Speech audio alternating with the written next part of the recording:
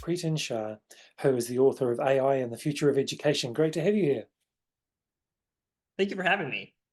Hey, look, why don't you tell us about your past and how you came to be really interested in AI? Yeah, the story has a lot of different notes, and so I'll try to keep it continuous. But I first got my hands in ed tech as a high schooler. I had started a nonprofit then that built like online tutoring platforms way before they were everywhere and dime a dozen. And we tried to focus on like providing peer-to-peer tutoring for high schoolers. And that interest kind of built on itself across my high school experience, my college experience, and then my master's. And I worked on multiple different projects, both my own and with partners, doing everything from helping schools transition to online platforms to building custom ones during the pandemic, building mastery learning reasoning course, working on civics education and how technology might make that more accessible. And throughout that time, I was kind of exploring education from all these different angles. So I got to teach English as a second language in Korea for a little bit. I was a teacher assistant in a special education classroom. I taught at a private school in Boston. So just like all sorts of different aspects of education. While I learned about the philosophy of education and thought about computer science in an academic setting, and all of that sort of set me up for the kind of thinking that I need to do right now to navigate the age of AI. And so when I initially learned about AI, it was in the context of Sanskrit in college. I was thinking about like natural language processing, and they were trying to figure out if like because Sanskrit is such a like codified language, it's much easier to use some of the natural language processing to actually go through and figure out like how to process older text in it. And that was the first time I like really dabbled in AI, but that was way before any of it became really popular. And then when the ChatGPT API came out and everybody started using it, that's when we started to hear like a lot of feedback from folks about, oh, like you're our go-to person for education and technology. Is there anything you have to offer us on this? And at that time, I was sitting there really excited. So I was there like figuring out, oh, what tools can I build with this? Like what kinds of problems I've been trying to solve in ed tech that now I can suddenly solve overnight because of this new Mm, technology. And the audience was all like, no, no, no, no, no, this is a bad thing. Like, what can you help us like figure out how to prevent our students from using it, or can you help us figure out what bans we need to put in place, or how we should structure our firewall? And that's when I first was like, okay, I need to spend a lot more time in this space, like helping folks navigate this era, because there's a lot of misconceptions, I think.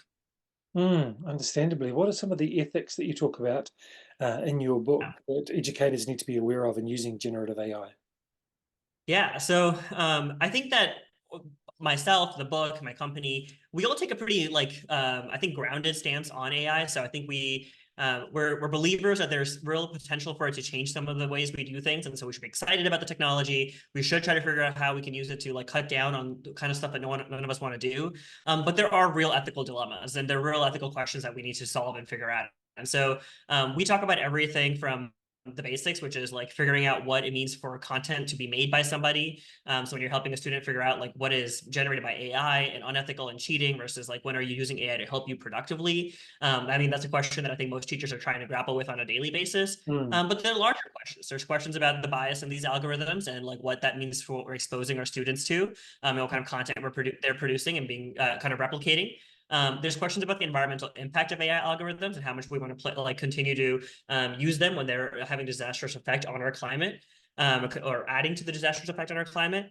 And there's questions about what this means long term for this larger society, right? And so this is the philosopher in me that comes out a little bit because AI is a great test case for a lot of our theories about like what a good society is and what the role of our economy is and what the role of each individual person is, but also what the role of education is. And so there's really important questions to ask about like once if there are less jobs out there, what kinds of jobs are going to remain? What are we doing with folks who become unemployed? How are we retraining folks and reskilling them to take on new jobs if it's creating new jobs?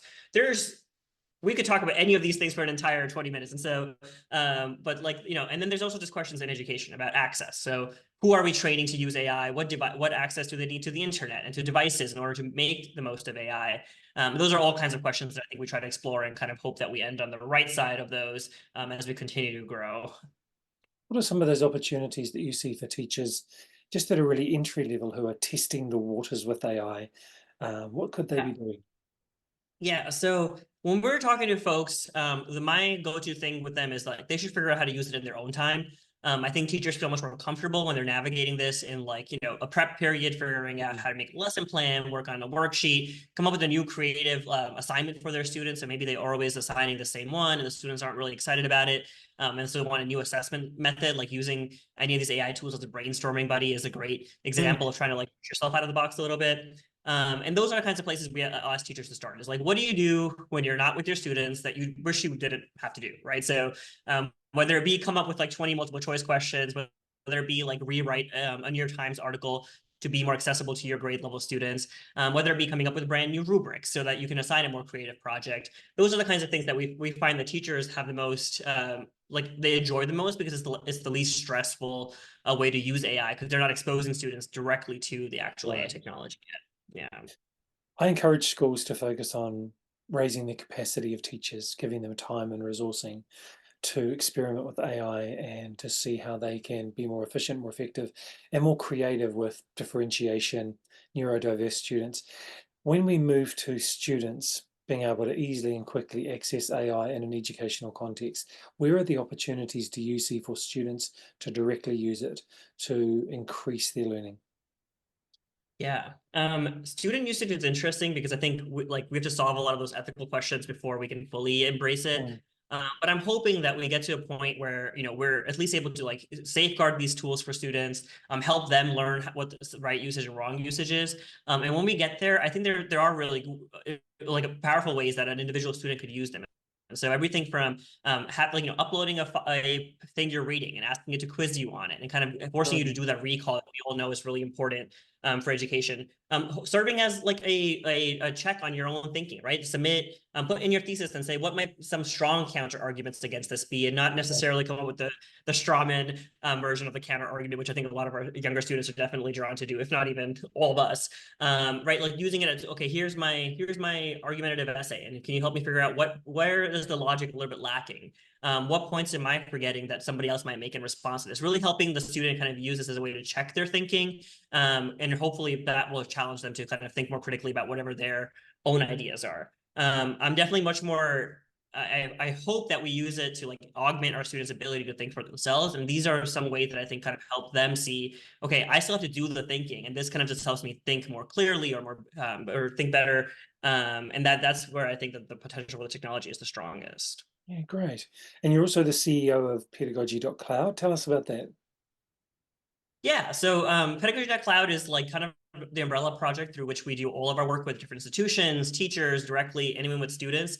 And we use basically all forms of technology to kind of provide custom solutions to students and teachers. And so a lot of our projects in AI right now are kind of trying to provide teachers a one-stop shop for all sorts of different resources they might need. And so we have everything from online, like accredited 3 graduate courses to a crash course, a train the trainer course. We do bi-weekly webinars on a very particular topics. I think next week we have one on like AI proof summer assignments. I think we recently, or the other one this month we have is on like just for STEM educators. We have like a database of lesson plans that kind of help teachers brainstorm how might they integrate AI into their classroom or how might they talk about AI with their students. And so there's examples for a history teacher who wants to figure out how they might, have students do a DBQ using AI to help. And then we provide like in-person workshops. We do like online workshops for folks live. And then there's the book, which is also through the company. And that kind of serves as a starting guide for folks who kind of want to have no idea what AI might be, and kind of want to contextualize just enough for education. So like you don't necessarily need to sit down and learn all the basics of AI if you're a teacher, but you want to know enough to like make sense of the technology, to use it well, and also to be safe and keep your students safe. And so that's kind of where the book kind of gives you exactly the right amount of information to navigate that part of the territory, but also gives you lots of practical advice on here's some screenshots of what it looks like when you generate a lesson plan, or here's a prompt idea for how you might use inquiry-based learning or project-based learning. It kind of walks teachers through some practical usage as well while raising those ethical questions that we started with. If we were to step out 3 years from today Yeah. and the uptake of AI and the development of educational platforms continues, what do you see things looking like in a classroom? What do I see things looking like, or what do I want things to look What do you like? want? Okay, all right. I just there's a pessimist in me, and then there's the optimist that I think is dreaming of a particular scenario. I'm hoping that all of the tech stays outside the classroom, and this is like probably my most like contentious take. But I hope that our time inside our classrooms is still spent like with students engaging with each other, with students engaging with the teacher directly. And I'm hoping that all the AI technologies that are being built are used outside of the classroom for extra preparation for the students, so that they come to class prepared for to like sit down and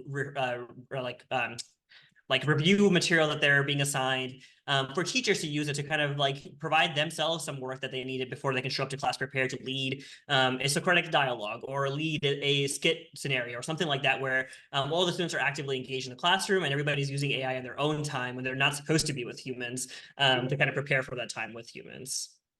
Great. So personalized learning for every Yes, student. exactly. On their exactly, but on their own time, so that the human learning is still taking place in the classroom. Great. What's the best way for someone to get hold of your book? It's everywhere. So you can check out Amazon, Barnes and Nobles, any of your local indie bookshops. There's audiobook versions all like on any of the major audiobook providers, as well as all the ebook providers as well. So Kindle, Google Nook, Scribd even. So I think if you search it in your go-to place for books, it ought to be there. Okay. And if someone wants to engage with you directly, what's the best way for them to connect with you? Yeah, our Instagram is super active. We post daily, if not every other day, with our latest events, prompt tips for teachers, news events that are relevant to educators about AI, and all those messages. Eventually, I do take a look at. So if anybody has a particular question or concern, sending a message over to our Instagram, which is at Pedagogy Cloud, is probably the best way to get in touch with me or my team. Priten, thank you so much for your time.